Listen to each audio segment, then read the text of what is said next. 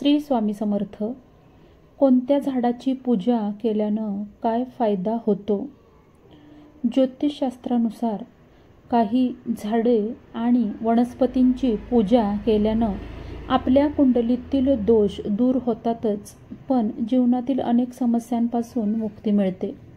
चला जाणून घेऊया कोणत्या झाडाची आणि वनस्पतींची पूजा केल्यानं आपल्याला कोणते फायदे मिळतात. सर्वप्रथम तुळशी. ज्या घरामध्ये रोज तुळशीच्या रोपाची पूजा केली जाते त्या घराशिवाय देवी लक्ष्मी कुठेही जात नाही, तिथे नेहमी सुख समृद्धी असते. दुसरं म्हणजे पिंपळ. हिंदू धर्मात पिंपळ हे पूजनीय वृक्ष मानले जाते. त्याची पूजा केल्यानं शनिदोषापासून मुक्ती मिळते आणि भगवान विष्णूंचा आशीर्वादही प्राप्त होतो. कडुलिंब. कडुलिंबाची पूजा केल्यानं कुंडलीतील सर्व दोष दूर होतात आणि रोगांपासून आराम मिळतो. कुटुंबात सुख शांती नांदते. पुढचं म्हणजे वटवृक्ष.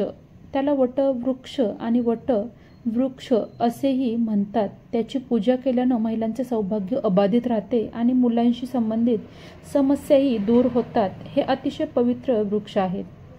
पुढचं म्हणजे आवळा. या झाडाची पूजा केल्यानं देवी लक्ष्मी प्रसन्न होते आणि पूजा करणाऱ्याला धनाशी संबंधित कोणतीही समस्या येत नाही. त्याला प्रत्येक क्षेत्रात यश मिळतं. बिल्व म्हणजे बेलपत्राचं झाड. या झाडाची पाने आणि फळे भगवान शंकरांना अर्पण करतात. त्याची पूजा केल्यानं नोकरीत बढती आणि अकाली मृत्यूपासून संरक्षण मिळण्याची शक्यता असते. त्यानंतर अशोक. अशोकाचं झाड. त्याची आराधना केल्यानं सर्व प्रकारचे रोग दुःख दूर होऊन संसार सुखी होतो. कोणतेही विशेष मनोकामना पूर्ण होण्यासाठी याची पूजा केली जाते. त्यानंतर केळी. ज्या लोकांच्या कुंडलीत गुरुग्रहाशी संबंधित दोष आहेत त्यांनी या झाडाची पूजा केल्यास त्यांना लाभ होतो. तिची पूजा केल्यानं विवाह सुद्धा लवकर होण्याची शक्यता निर्माण होते. त्यानंतर पुढचा वृक्ष म्हणजे शमी. या झाडाची पूजा केल्यानं शत्रूंवर विजय प्राप्त होतो आणि न्यायालयीन खटल्यांमध्ये यश मिळण्याची शक्यता असते. दसऱ्याला त्याची विशेष पूजा केली जाते. त्यानंतर लाल चंदन.